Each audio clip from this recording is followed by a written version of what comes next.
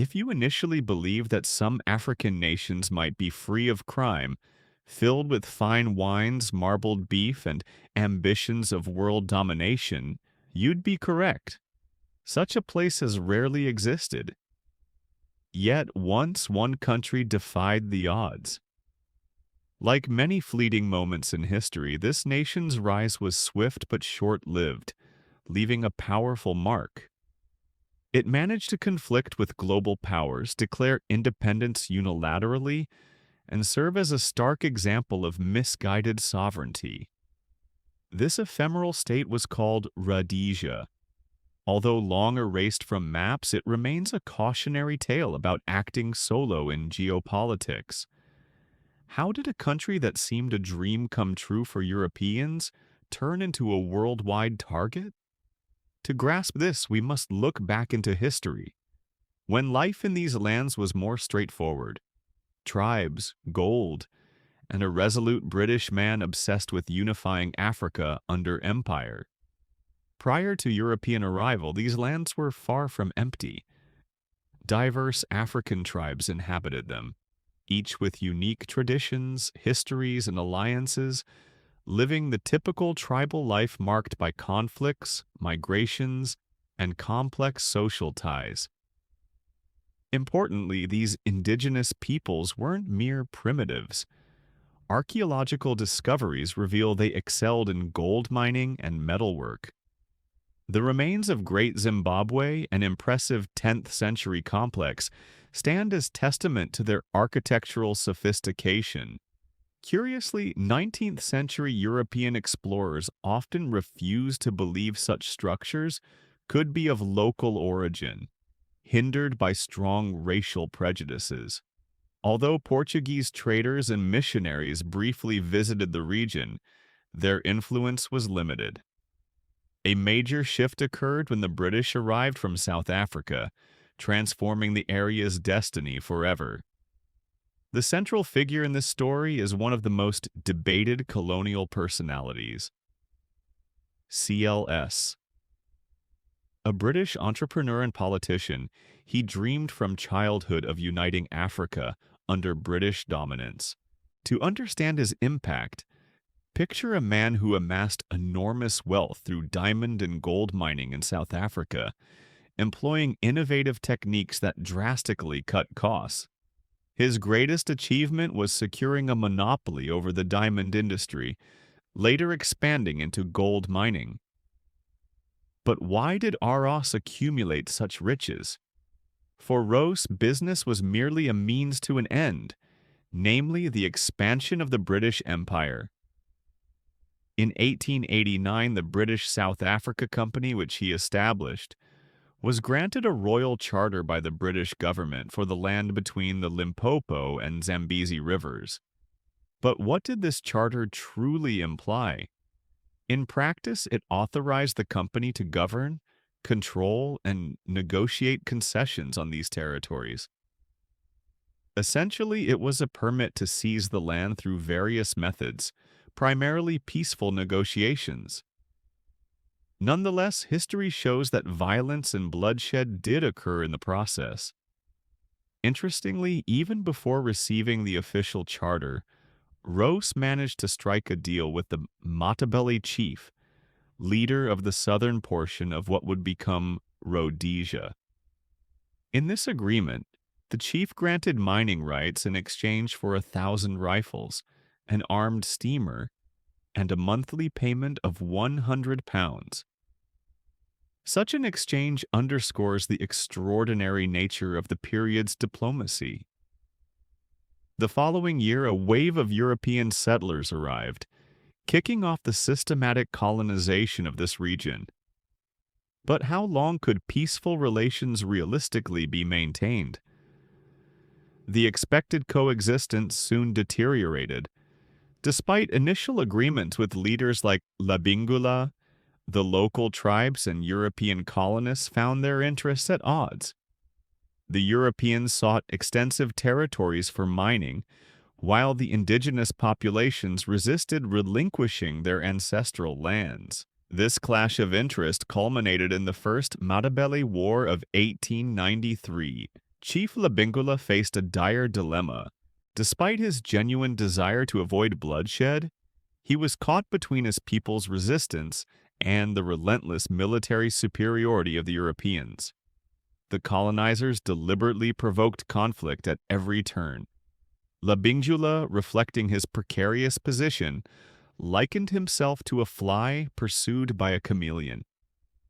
He explained, "Have you ever watched a chameleon hunting a fly? The chameleon waits patiently, then advances slowly, carefully, and finally snaps its tongue out to catch its prey." He saw England as the chameleon and himself as the vulnerable fly. The resulting confrontation was disastrous for Labingula's forces. His troops suffered a humiliating defeat, and the cost in lives was staggering. While only a handful of Europeans died, thousands of indigenous lives were lost. Labingula burned his capital and fled, and by January of 1894 he succumbed to smallpox. Recognizing the futility of resistance, his successor signed a peace treaty, leading to a significant expansion of British-controlled territory. The Matabele were subdued, and within a year the Shona people, previously loyal to the Matabele, also fell under colonial dominance. The territories were officially designated as Radesia in honor of the village of Radesia, but that marked the end of their foundational story. Just a few years later, the Second Matabele War, or the Chemoreng Rebellion, erupted, driven largely by the indigenous population's dire plight.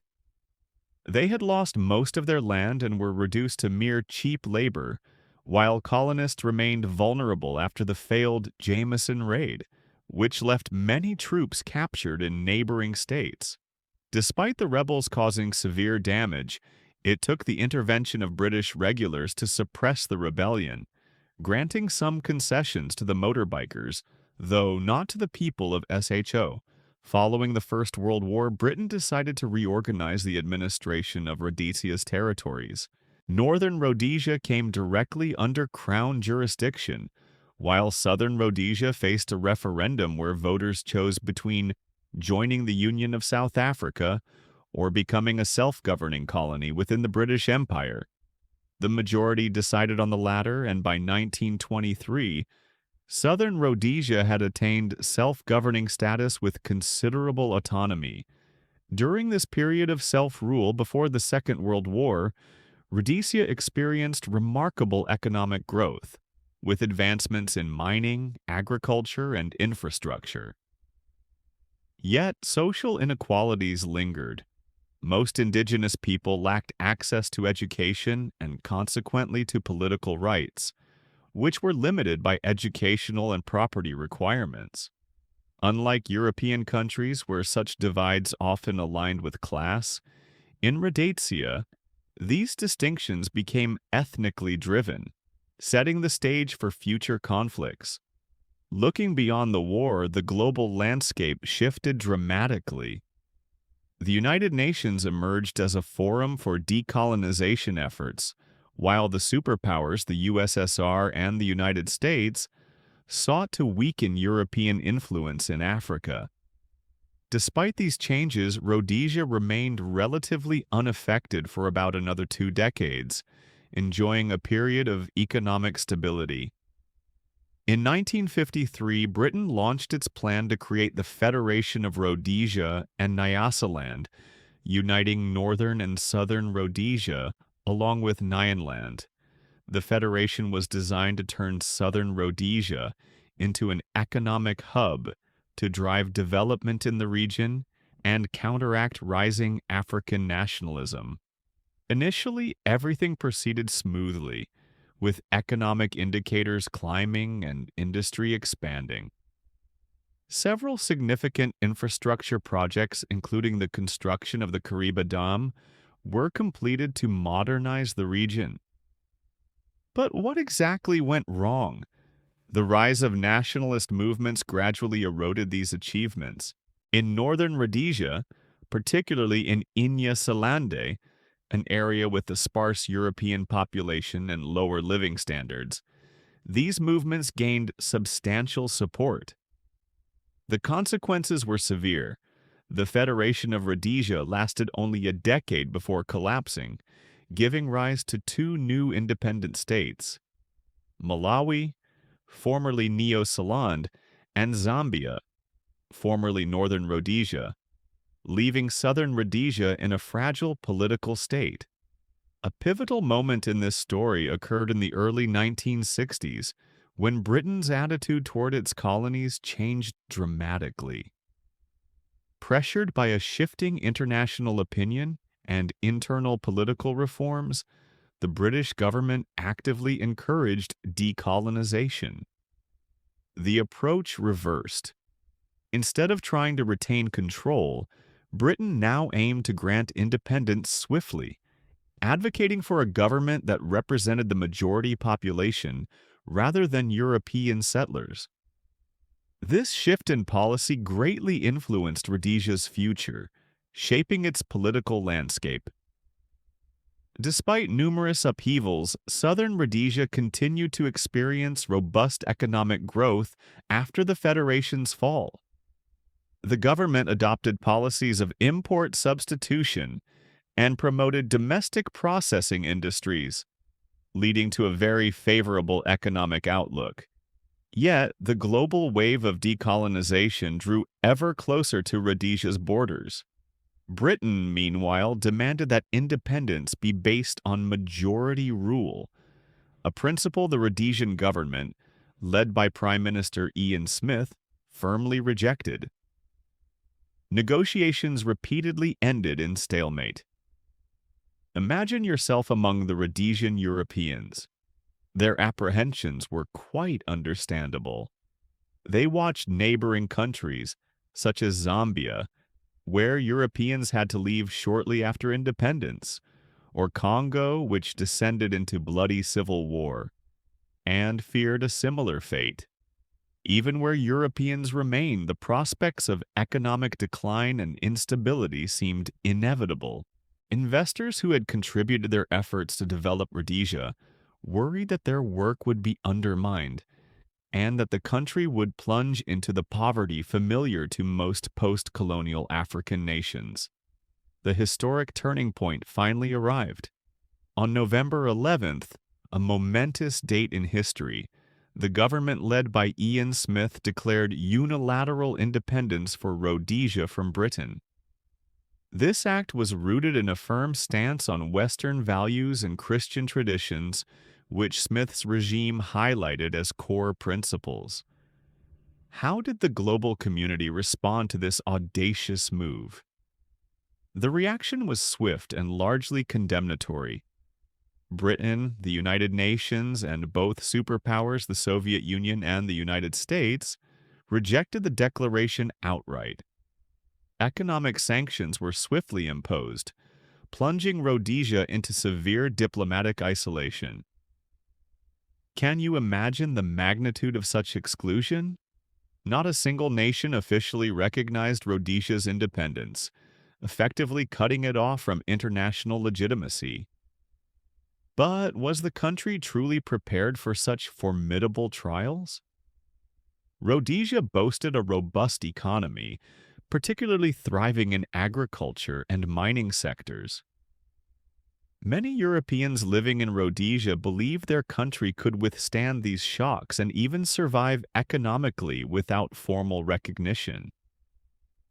At first, their confidence was justified.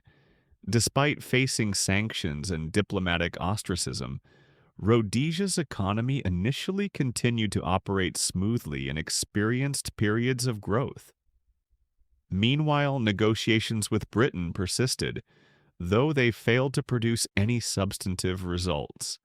Then, in 1969, following two national referendums, Rhodesia officially declared itself a republic, severing even the symbolic ties with the British crown. Do you know when Rhodesia reached the zenith of its power? The year of 1970 saw the peak of Rhodesian strength. The country managed to surmount the pressures of sanctions and maintained an upward economic trajectory. Europeans continued migrating to Rhodesia, attracted by promises of opportunity and stability, while African nationalist movements had yet to become a significant threat. It was in many ways an extraordinary economic miracle, a small state standing alone against sweeping international pressure, yet not just surviving, but flourishing. The economy endured severe tests, demonstrating remarkable resilience. Internally, political stability was relatively intact, fostering an illusion of enduring prosperity. However, this golden era was destined to end. External pressures intensified, allies dwindled, and external support for nationalist movements grew stronger. Could Rhodesia have continued under sanctions? It might have, if not for two critical factors that ultimately doomed its chances. The first was the loss of its key allies. Although no country officially recognized Rhodesia, it relied heavily on two neighbors, South Africa and Portugal, who helped it bypass sanctions and maintain vital trade links. Do you know who these allies were? South Africa and Portugal's colony of Mozambique, which bordered Rhodesia, were instrumental in providing access to the Indian Ocean and facilitating the import of oil and strategic goods, thus enabling Rhodesia to sustain itself against international isolation. And then, unexpectedly, events began to unfold that would threaten this fragile balance. In 1970, Antonio Salazar, the founder of Portugal's authoritarian regime, passed away, ending a system that lasted only 4 more years without him. 2 years later, Portugal experienced the pivotal Carnation Revolution, a peaceful military coup that dramatically altered the nation's trajectory. In the wake of this change, Portugal's new democratic government began rapidly decolonizing its African territories, granting independence to its colonies. This shift profoundly impacted regional dynamics.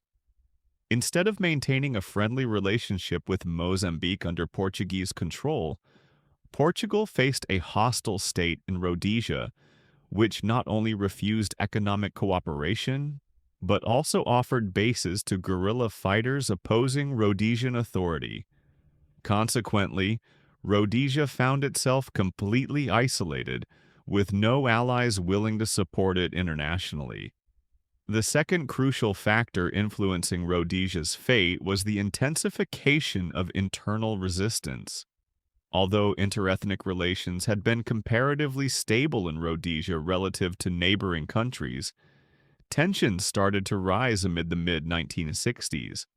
External support played a vital role here, as unfriendly foreign states openly financed rebel movements, supplied weapons, and provided sanctuary on their territories.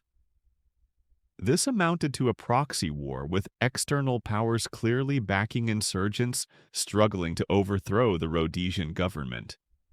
The roots of armed resistance trace back to 1961, when the Zimbabwe African People's Union, ZAPU, led by Joshua Nkomo, was established. Initially, ZAPU pursued political avenues to achieve its objectives, but after several setbacks, it embraced armed struggle, establishing a military wing in 1964. Around the same time, a split within ZAPU led Robert Mugabe to form the Zimbabwe African National Union, ZANU, which also created its own armed forces. These two groups became the primary military forces opposing the Rhodesian government, waging a fierce insurgency. Despite the daunting challenge, Rhodesia's resilience surprised many. The country, tiny in comparison to its adversaries, managed to withstand such a barrage of internal and external pressures. Remarkably, it initially sidestepped international sanctions and maintained economic growth, with gross domestic product increasing by about 7% in 1965 and between 3 and 4% from 1966 to 1969. Its armed forces quickly organized, defending against widespread rebel activity and effectively suppressing insurgent operations for a time. By the early 1970s, Rhodesia adapted its economy to counteract sanctions, and GDP growth reached around 5%. However, the frequency and intensity of rebel attacks also increased.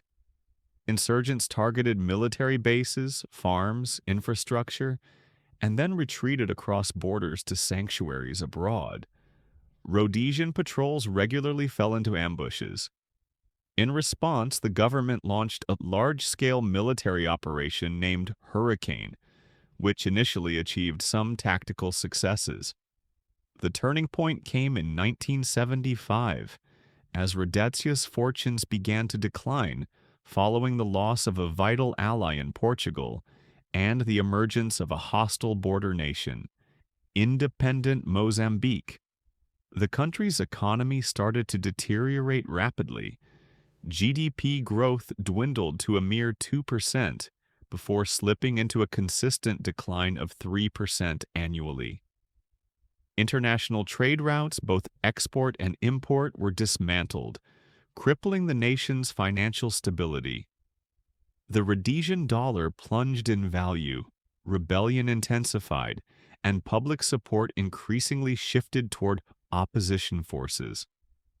By the close of this arduous period, 2080, Radesia found itself mired in severe crisis. The persistent guerrilla warfare coupled with international sanctions triggered runaway inflation, soaring unemployment, and a sharp contraction of the gross domestic product. Ultimately, Radesia's resilience faltered, and the nation succumbed to mounting external and internal pressures, marking a complete defeat on the global stage. What does a cornered fighter do? By 1978, recognizing the hopelessness of their situation, Ian Smith reached an agreement with moderate indigenous leaders, laying the groundwork for a transitional state called Zimbabwe Rhodesia. The following year, electoral votes elected Bishop Abel Muzorewa, a centrist, as prime minister. However, this attempt at a political compromise came too late, as radical liberation groups remained unrepresented, and the international community refused to recognize the legitimacy of the new government. Ironically, this last effort was meant to prevent a takeover by more extreme factions but proved unsuccessful. Negotiations with radical leaders became inevitable. The saga culminated in September 1979 when the British government convened a conference at Lancaster House in London. Representatives from the Rhodesian government, the Patriotic Front, ZAPU, ZANU, and British officials gathered to broker peace. In December, an agreement was signed that stipulated a ceasefire, the dissolution of Rhodesia's military and government institutions, and the return of control to Britain temporarily. The plan included organizing new elections based on universal suffrage, leading to the official dissolution of Rhodesia. The question remained, who would win these elections? In 1980, the Zimbabwe African National Union, led by Robert Mugabe, won decisively, an outcome influenced by Chinese support. On April 18th, Zimbabwe declared independence, receiving recognition from the international community. Mugabe became the country's first prime minister, heralding an era of what was hailed as genuine democracy. Following African political tradition, Mugabe took on the title of president and governed until 2017, establishing his rule as a symbol of liberation from colonial oppression. Yet, this newfound independence soon unraveled into corruption, nepotism, and economic catastrophe. The struggle that had once been framed as liberation from outside domination gradually revealed a more troubling reality. Internal ethnic conflicts and power struggles, turning oppression inward and deepening the country's turmoil. Almost the entire European population has abandoned the country, leaving behind confiscated farms and broken communities. It's startling to observe the stark contrast in economic outcomes.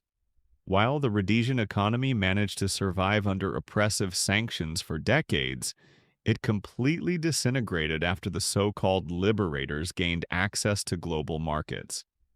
Consider these figures. By the mid-20th century, hyperinflation soared to an unimaginable 89 sextillion% annually. What may be even more astonishing is that Mugabe remained in power not just into the 21st century, but until the year 2017, holding office for a remarkable 37 years. As is often the case with many so-called democratic African leaders, his departure came only after a military coup.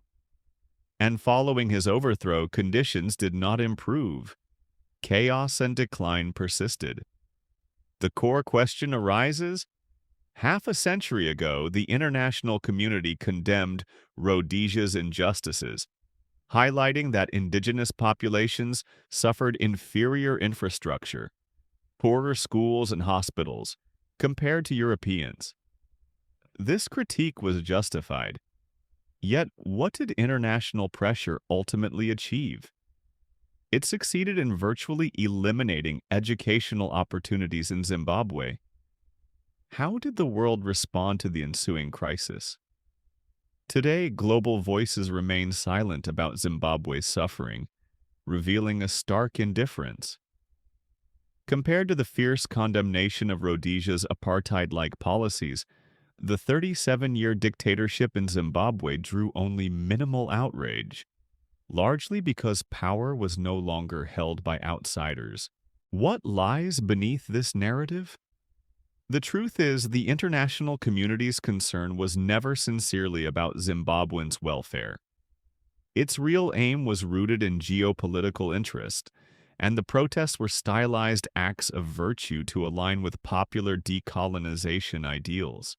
Once these political goals were achieved, the global powers abandoned Zimbabwe, leaving its people defenseless against a dictator they could not oppose.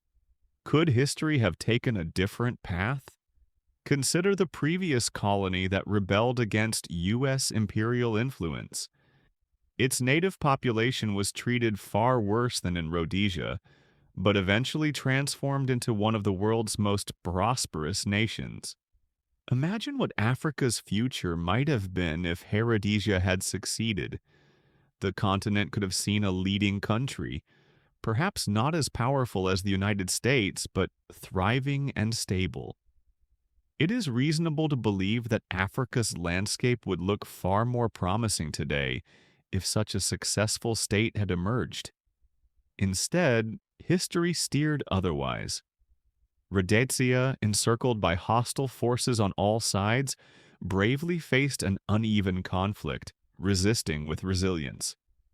For 15 years, it persisted as an unrecognized nation, subjected to sanctions imposed by the world's major powers, yet managed to remain afloat. Eventually, Radesia vanished from the global map, leaving only a faint mark on Africa's landscape and a vivid, if contentious, chapter in world history. Considering its circumstances, did Radesia stand any real chance of survival amidst such overwhelming pressure? And what valuable lessons can contemporary viewers draw from this dramatic saga of resilience and collapse?